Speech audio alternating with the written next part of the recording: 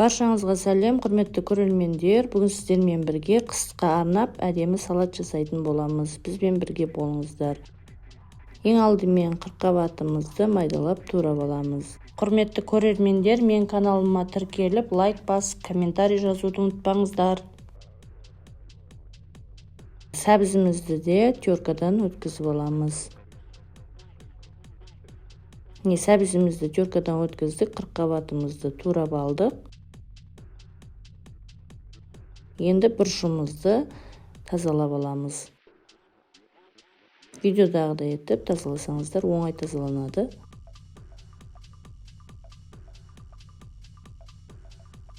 Мен қызыл бұрыш, көк бұрышты пайдаландым. Бұл салат өте керемет, дәмді салат, міндетті түрде жасап көріңіздер. Бір пиязды майдалап тураймыз. Чесноктың бір басын алып, оны да осылайша турап аламыз. Пиязымыз дайын. Енді табаға майды құйып, пиязымызды қуырып аламыз. Пиязымызды жақсылап қуырып, оның үстінен сәбізімізді саламыз. Табағымыздың қақпағын жауып, бұқтырып қоямыз. 5 минут бұқтырғаннан кейін оны жақсылап араластырамыз. Енді оның үстіне қырыққабатымызды саламыз. Тағы да қақпағын жауып, бұқтырып қоямыз. Ол аралықта мен қызанақтарымызды ет тартқыштан өткізуге дайындап қойдым. Біздің салмамыз дайын. Енді оның үстіне қалған чесногымызды саламыз. Бір қасық тұзымызды салып, тағы да 5 минутқа астын баяу отқа бұқтырып аламыз. Құрметті көрермендер, видео қызықты болса, таныстарыңызбен бөлісе отырыңыздар. Қызанағымызды мінекей осылайша өткізіп алдым. Енді дайын болған салмамызды алып, бұрыштың ішіне салып шығамыз.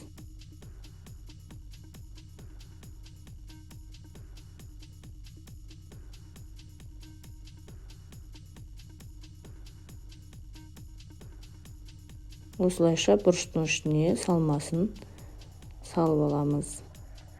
Өткізілген қызанақтарымызды енді газге қоямыз. Жақсылап қайнатып аламыз.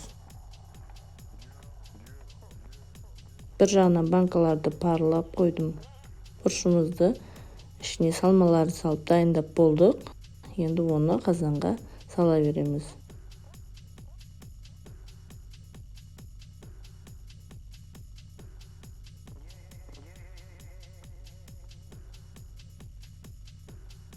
Енді оны қайнатып аламыз.